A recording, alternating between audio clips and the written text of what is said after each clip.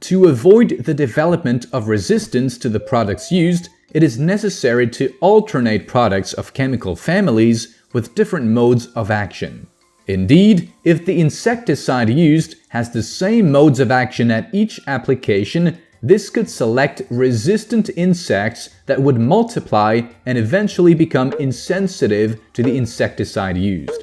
The treatment would then be ineffective, despite compliance with the recommended dose and application conditions.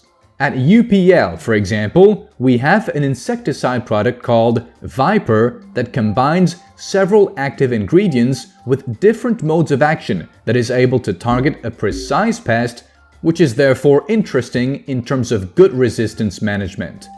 Note that there is a classification made by the Insecticide Resistance Action Committee where each group of products with the same mode of action corresponds to a number. This number appears on the product label, enabling you to select the right product taking into account the risk of resistance.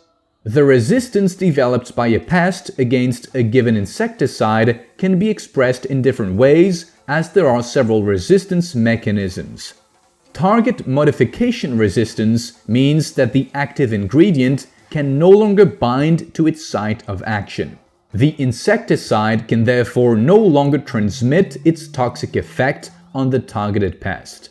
There may be a physical adaptation of the insect, which, for example, by increasing the thickness of its cuticle, will prevent the penetration of the insecticide. Or detoxification by increasing the excretion of the active ingredient outside the pest's body. We call this metabolic resistance. Cross-resistance occurs when a pest that is resistant to insecticide A is also resistant to insecticide B without ever having been in contact with the latter, simply by the fact that insecticide B has the same mode of action as A. Multiple resistance is when a pest survives insecticides from different chemical families.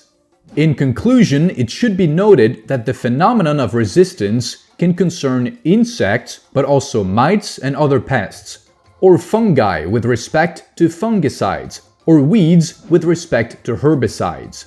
Therefore, it is very important to have a good management of insect strategy in the field, starting with prevention, good detection, and then mechanical or biological control methods before considering conventional crop protection treatments. This will enable the plant to reach its maximum potential, thus achieving an optimal yield and a good profitability for the farmer.